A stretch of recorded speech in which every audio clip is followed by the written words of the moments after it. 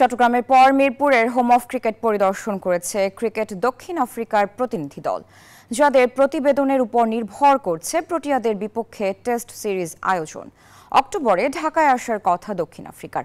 বিসিবির দাবি বাধা হবে না নিরাপত্তা ইস্যু।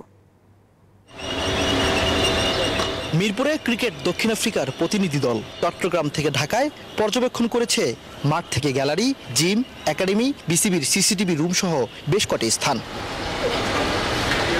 সেনাবাহিনীর কমান্ডো মহড়াও দেখেছেন প্রোটিয়া বোর্ডের 4 সদস্যের প্রতিনিধি দল, যাদের রিপোর্টের উপর নির্ভর করছে দক্ষিণ আফ্রিকা দলের বাংলাদেশ সফর। বন্দরনগরীর মতো রাজধানীর নিরাপত্তা পরখ করেছে। টিম হোটেলে সুযোগ সুবিধা নিয়েও হয়েছে আলোচনা। পুলিশের সাথে বৈঠক করেছে ক্রিকেট দক্ষিণ আফ্রিকার প্রতিনিধিরা। রেগুলার একটা প্রোগ্রাম ছিল, যেই দুইটা ভেন্যুতে খেলা হবে সেই ভেন্যুটা পরিদর্শন, যেই হোটেলে থাকবে সেই হোটেলের পরিদর্শন এবং ওভারঅল সিকিউরিটি সিচুয়েশনটা কি আছে, আমরা কিভাবে সিকিউরিটিটা প্রদান করে থাকি, এই ব্যাপারেই তারা একটা ওভারঅল সিচুয়েশন দেখে গিয়েছেন। 16 অক্টোবর ঢাকায় আসার কথা প্রোটিয়াদের। 2 টেস্টের সিরিজ নিয়ে কোনো সংখ্যা দেখছে না বিসিবি। সরকার পতনের পর নতুন কমিটির অধীনে ঘরের মাঠে 5 মাস পর দ্বিপাক্ষিক সিরিজ আয়োজন।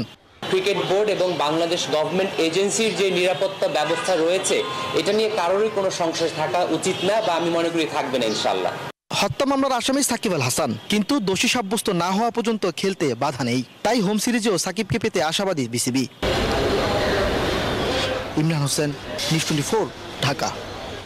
এনজিওর কিস্তি প্রথমবার বিকাশ পেমেন্ট করলেই 20 টাকা ইনস্ট্যান্ট ক্যাশব্যাক।